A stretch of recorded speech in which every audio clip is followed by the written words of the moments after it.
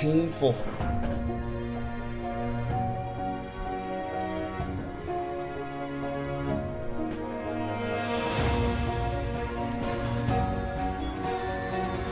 I was thinking about. That's all right. No, because you can hear voices and stuff.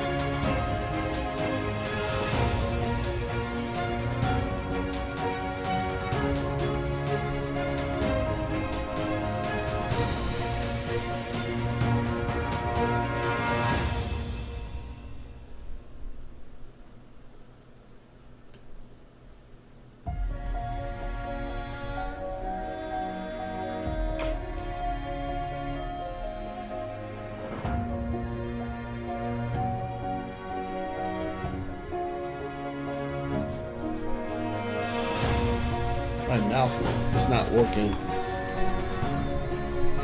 That's weird. Yeah, I'm figuring it out. It could be it just could be shit running.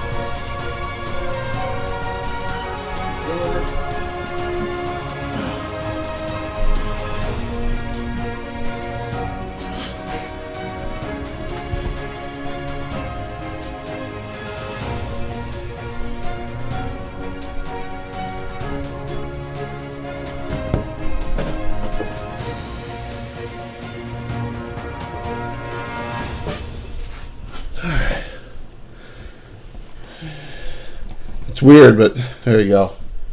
I don't know what happened, but here we got it now. And there we go. Hey, Then, how are you? Hey, Jeff, how are you? Good to see you both. Good to see you. We're on. We're here. We're in one piece. Looking forward to a nice discussion here. Talking about where you go from this point on in the campaign. We're going to run from, I guess, roughly 2005 to the present and talk about the end game here and how we got to this point as playing all these years in the development and evolution of the campaign, start to finish. I think this will be a really cool discussion. So, so I had a technical issue with my, who knows why, but my mouse just stopped working right in the middle of it. I wanted to say I got too much crap open, but give me one more sec here. So, but things look like they're up and running now finally. Even though there we go, got a screen again. So, thanks a lot for joining in here, guys. And Tim has left me a message on my vid. So, no, he left a message, but I can't read it right now. So. Hopefully he hops on. I just chatted with him roughly 3 minutes before we went online, So his wife's doing well, which is great. Good. Yeah, we were really worried about her, but it seems like things are going well. So the campaign, huh? Mark, it's been a long run, right? 38 years so far, and now we get into the modern times, where things really took shape. And I put down some notes, and I was interested to find out some things about this era. This is kind of like the phasing out of like Islandfeld era, and you coming back in. And if you look, I put some new picks up. Well, let me rephrase that. I put some really old picks up that I haven't shared really that many of them. And there's one of them, and it has a picture of your head down the end of the street on like one of the first times you FaceTimed in. And that was that was the old Stratford house. Let me see if I can boom. Let me see if I can roll through this real quick and then go back. There. There it was. Yeah, and then I went back the wrong way. Oh, forget. You got it. Well, it'll come up again. So yeah, it's that is something. We did that a little while ago where we put up. Mark was able to come back into the game with technology, and now this is where we are. We're here today. So, thanks a lot for joining and making. Oh, by the way, Jeff, if you're on, you're still. No matter what your wife says, you're still in our room, along with someone named Kopi the meat cutter. So let's see what we'll see what happens. We reserved an entire room with the Greyhawk Channel people, and I hope to see everyone there. I think that'll be that's a fun it should be a fun time. I know it's like 9, I don't know how many 10 months away. But, man, that would be a blast coming up down. So, one other quickie announcement. I'll do this at the end of the as well. I was invited by a group of, let's call them well-known people in the community, like Anna Meyer and the Grodog and DM Shane and Brian Blumkrotz and a couple other people to join a small group called the Future of Greyhawk. They want, yes, the Eagles came through. Woo! Yes, they did. And Alan is still, I don't know if he's on his way back or not, but yes, the Eagles came through, thank God. So, yes, absolutely. So getting back to the Future of Greyhawk, I'm in with 6 other people right now. And we're going to, Greyhawk Online has been repurchased the rights to. We're going to start seeing some content once this is up and going. And they've asked us to represent the old school faction of the Greyhawkers out there. So they want us to actually put stuff we've developed in our 38-year campaign, like we're going to be talking about tonight, on an article form. Maybe some tables, maybe some... personalities and some history, and they want it to be all encompassing from 1st edition all the way up to 5th. So I'm looking forward to it. I was honored to be invited to the group. I let Mark know yesterday and some of the other players, and we're going to add some content. Probably the first thing we'll do is some history on the Order of Ulick when that's up and running, and then go from there. But it can only be a help for everyone, a help for our channel, and a help for just Greyhawk in general getting Wizards to recognize it. I think that's one of the reasons why they're doing it. So what do you think about that, Mark? I think it's absolutely fantastic. To actually have the opportunity to take some of the things that we've done over the years and be able to put it out there for other people to see. And like we talked about, the concept that we could actually, if all things being equal and went extremely well, we could actually be right into canon. Well, that's the irony of it all. That would be so awesome. Can you imagine that? This is like, there he is. Yo, Tim. So, yes, Tim, listen to that. Think about that. One day we could actually be in canon, doing our stuff. I am so excited about that opportunity. Now, whether that comes to fruition or not, I don't know, but you know, You gotta dream bigger than your fears, man. Yeah, So, well, this was something that this was part of the reason why we did this. yeah, Was that we were tired of being behind the scenes and tired of being, hidden from everyone, and I think this is a net effect of actually doing something positive out there. absolutely. So, yes, Tim, you're gonna love some of this stuff.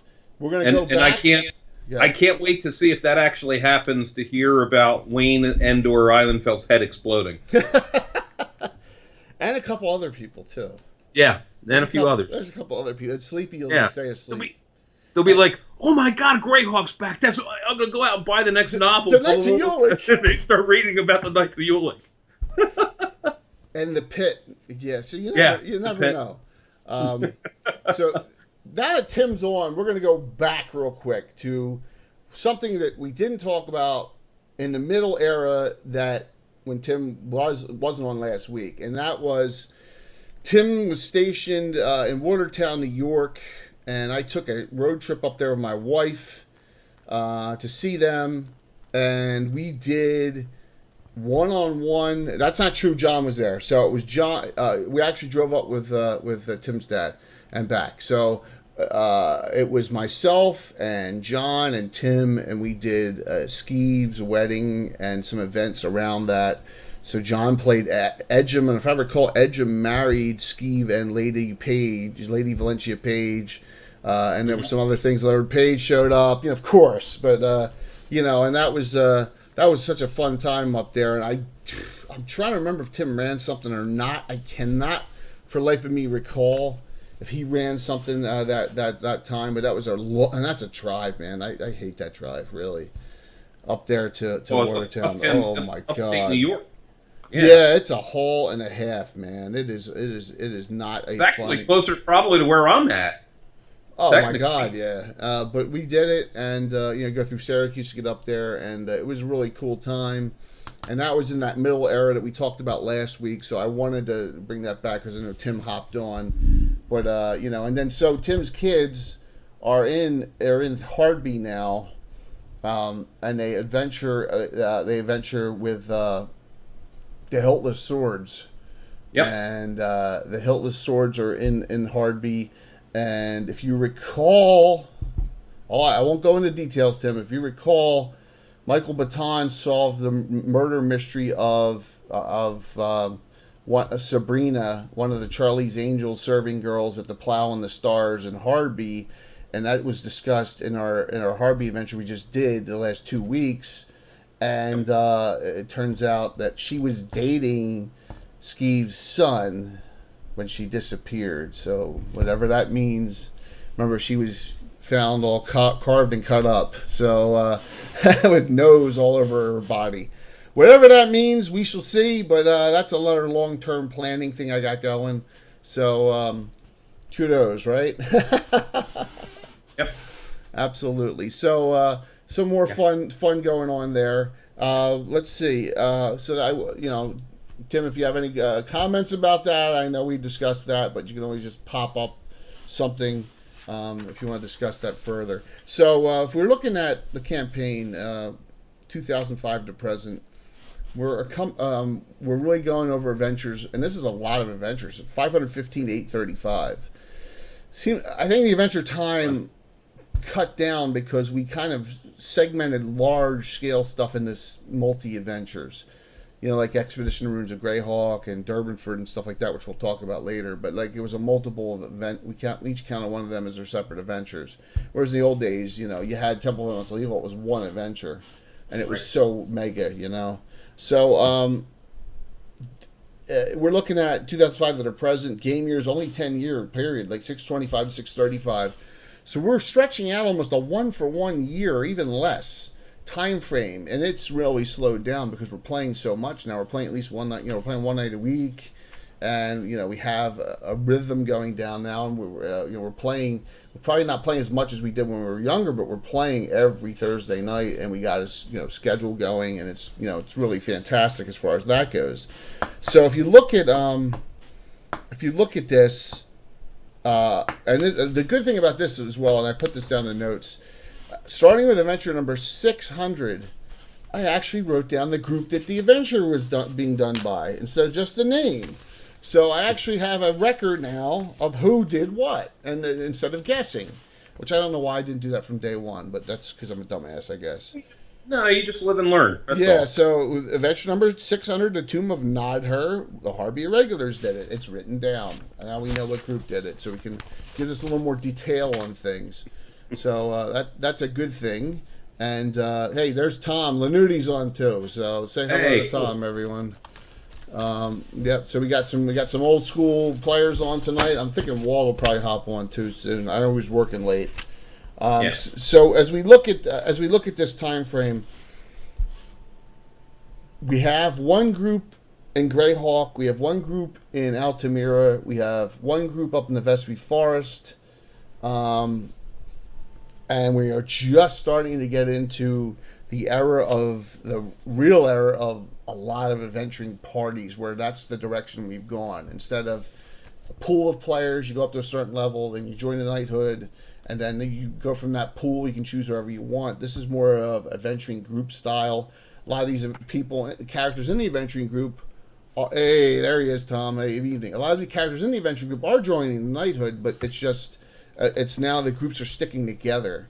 We're naming the adventuring groups and parties, and I think, this is the direction we are at to this day. And so I don't know how to say this, but style differences. I mean, we all know the obvious style differences between 99% of all the other streamers on there is that they're a lot of theater of the mind, a lot of 5e.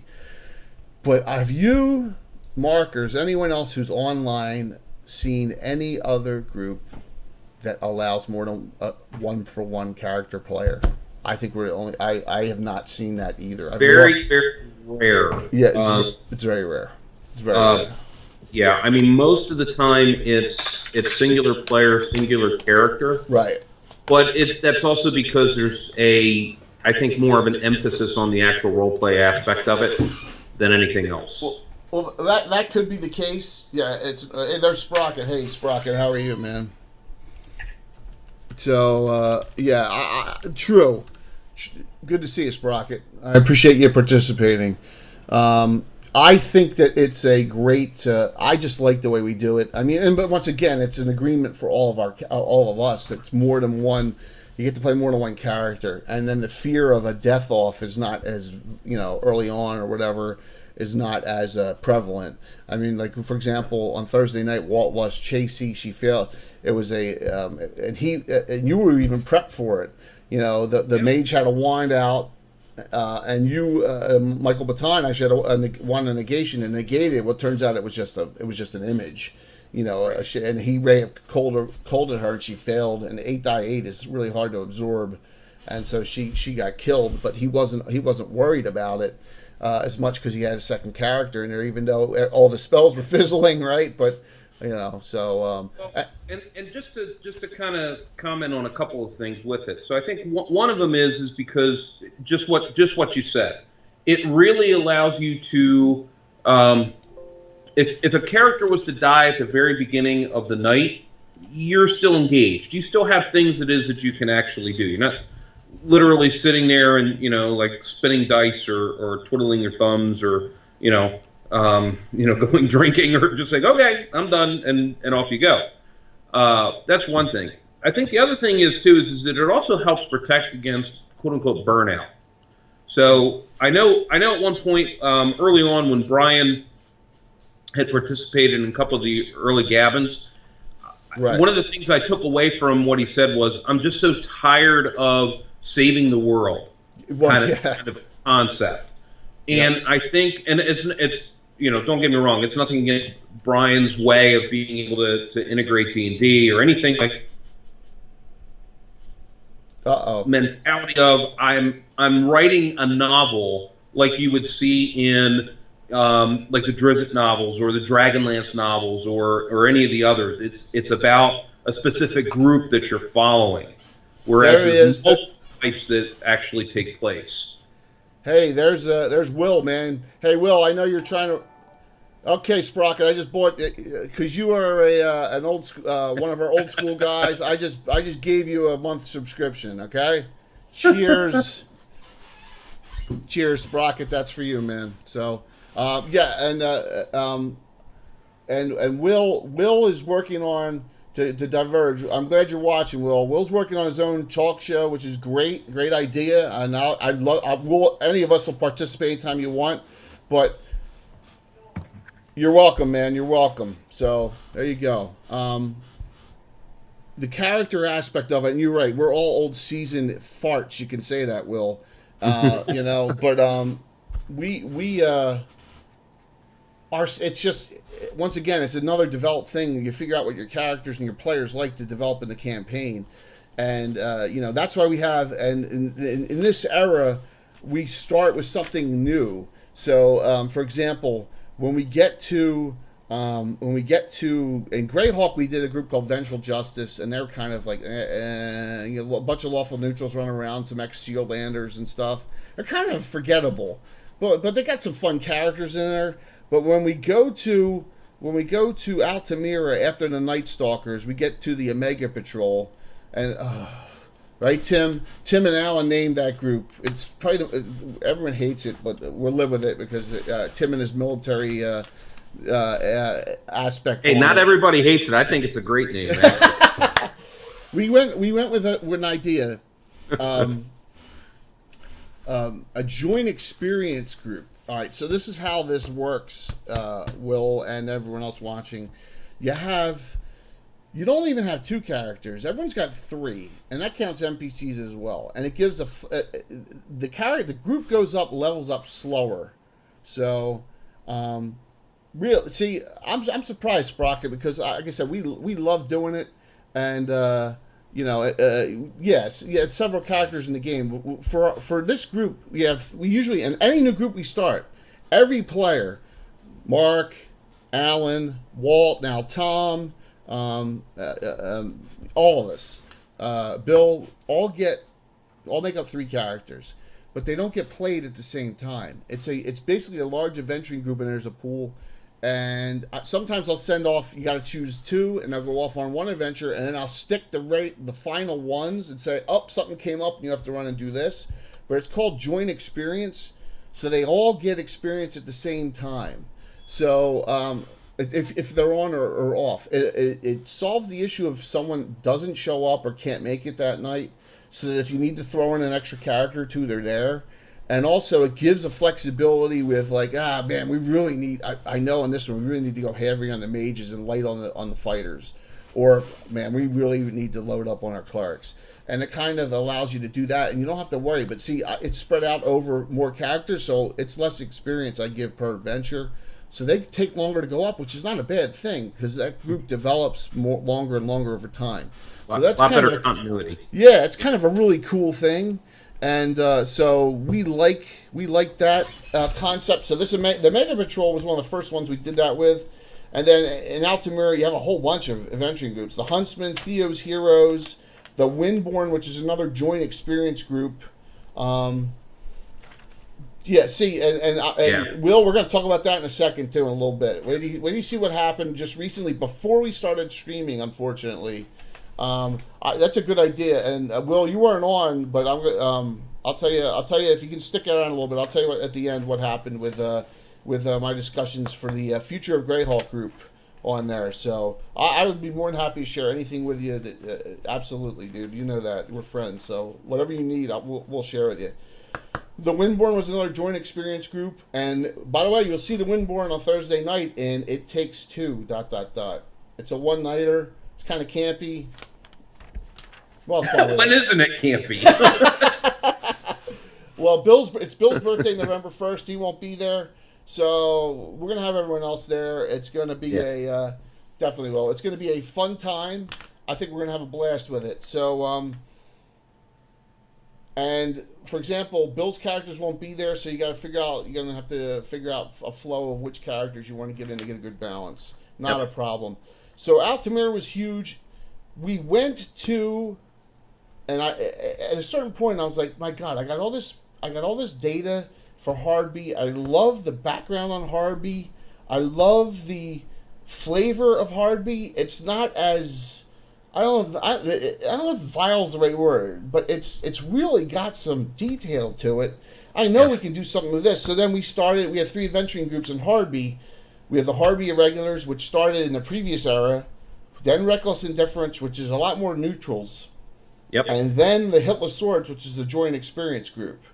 So we have 3 in Harby. So I think we're at 18 adventuring groups. So,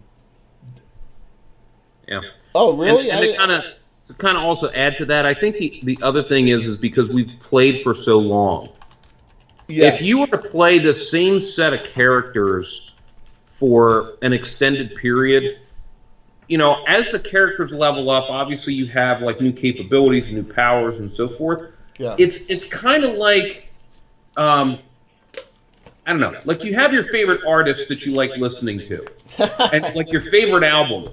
But, after listening to it for, repeatedly again and again and again, you're kind of like, you know what, I would really love it if that artist came out with something new, and then they do, and you get into it, and you're like, oh, man, the song's really great. It's not that you hate the old songs, like for instance, I'm a humongous Billy Joel fan. I love all his stuff over all of his genres, okay? And so when I go and see him in concert, I get really excited when I hear some of the stuff that was, extremely old and not as well known for that reason. And, because it gives you the opportunity to play those characters and really get into the mindset of what that character is. Mm-hmm. As well as being able to adopt, like, a lot of the spells are a lot more expansive. And, when we play, like, what we always like to call super high, yep. Having some of those just mass damage types of things going on, gets to be really cool. But then you get to go back to first levels again, and you're really careful about what it is that you do, simply because you don't rush into battle, because characters die. Well, here's a weird thing. So there's been a lot of outreach lately, and Will knows about this. So DM Shane invited me to his Discord channel a couple days ago. And I got on there, and he said to his group, hey, Lord Gazumba's on here, welcome him. And by the way, we think he's got the record. He said Guinness Book. I'm like, dude, I don't know about that. But we get the record for the longest campaign, 38 years. And immediately 3 people texted, in the chat goes, oh my God, your characters must be 50th level. And I'm thinking to myself, no, it's not one character over that time. No, it's a campaign. I tried explaining to them, there's characters' kids adventuring. There's characters' Winchesters. There's characters' grandkids adventuring. There's all sorts of relatives, and there's all sorts of different story plot lines. I'm blowing my head here a little bit. So, I mean, that's what I got, because that's all they know is one character through the whole arc of the campaign. What they're doing, and I'm not saying it's bad, but. That's what happens on a Twitch broadcast when you're not near each other. You're not friends in real life, too, I think. Because when you're friends in real life, like we are, you talk more outside of the game. You're talking about other things, and then you go, you know what? I don't really like that. What you brought in here, I'm not too thrilled about that. Or man, I really have this idea. And so that's where, you gotta go, Sprocket, you gotta go through generations of characters, man, to really make the thing kick. Mm-hmm. And by the way, Sprocket, when I said hang on Thursday night, I was going to give it to you and Juggle. I was going to do Juggle and Andrew. No, that was Monday night. I was going to say hold on there. Remember that? Mark, I said hold on to the broadcast. I was going to give Andrew and Sprocket. I was going to buy him subscriptions then, but we cut it off too quickly then. So, and that's the funny thing about it is wow. The thought is you're only thinking linear, one character, linear, boom, right?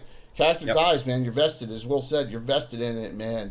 They kill Blackleaf, and then who knows what you're gonna do, right? I got to put that cartoon up. Maybe I'll put that up next week on Bad Guy. Oh, by the way, next Sunday night, Bad Guys and Gals. We're gonna talk about all the antithesis and all the bad people in our campaign, whether it's a PC or NPC or a one-off or an adventure. Bad Guys and Gals. I think it'll be a great talking point. So, 3 cities, a lot of adventuring going on in groups. Now, that's not to say there's not Night of York adventures. There's still Night of York adventures. There's Narwhal Headhunters adventures, where members of the Iron Brigade, particularly Trevin and Brolin, who have a base out there, get a group of other adventurers together. So there's a lot of crossovers with that. Yeah, well, that's true. That's true, but that's where, man, I don't know what to tell you. I'd say you need to roll with it to a certain point and say, we're going to do this next week, and then we'll get back to them in 2 weeks. That's what I would do. I bounce back and forth.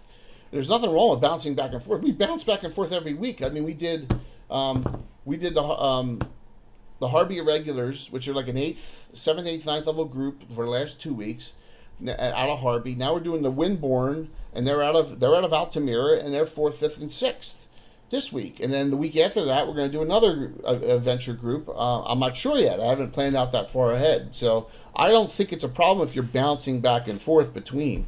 You know, and absence to a degree makes the heart grow fonder. Yeah, you know, so that's true too. I mean, even to a certain extent. I mean, people can only take so much of Michael Baton. As much as I love playing that character, you know, if we played him every week, it'd be just you and me playing. Yes. So, you know? so for any of you that didn't watch, every 500 cheer gets us a special hero point. So Then and Jacob Jansen, have a place in their heart for the most hated PC in the campaign, Michael Baton. So the last 2 weeks, they threw in, hey, I appreciate it, guys, because the money goes right back into getting shit like this, okay? All right, so I just got it, yay! All right, so the spell effects are finally here. He's got three special hero points, which he can use after die rolls, but he didn't use any. So, and Bill's arguing with me. I was like, Michael Baton's a special thing. He gets to keep them. So Michael Baton has these 3 special hero. I mean, they're like gold, man. So, yep, yeah, absolutely. I'm working on a PC. I'm trying to go for the most hated NPC beyond Gilfinus for this next new group. That's the funny part is that Michael obviously being a PC, but technically Gilfinus is really my character originally. Yeah, well, I really corrupted him. You absolutely corrupted him, and that's fine. I like him better as an NPC than whatever I would have done with him. But I just have the claim to fame that I always, for whatever reason, end up having the most hated, out of the entire campaign. Yeah, but Michael, wait till you see this figure too. I mean, you sent them to Bill, right? Bill's got. Oh yeah. Oh, it's going to be awesome. It is so awesome. From that. In a campaign, you need to develop story arcs and long-term, and you don't have to run it straight through. I'll show you an example. Okay, so when this was at Return to Hamlet, was at the old house. Pictures. Yeah. Let me scroll through to the first one here. See if I can get on this. Here. Let's step away just for a minute. Yeah, go ahead, Mark. I'll get to them here. I'm scrolling through. Okay, I actually made Hamlet. I built Hamlet on my table. This is at my old house. That's actually a picture of Hamlet up now. Okay, so with Return to Hamlet and Return to Temple of Elemental Evil, we started a new what we called the Mega Arc, the Mega Campaign Arc, this is for the Omega Patrol out of Altamira. So they started right in Hamlet, low level, and they worked up. And there's some more pictures. There's gonna be a couple, like 3 or 4 pictures of the village of Hamlet built with the Rufus and Burns Tower and everything. It's almost as close to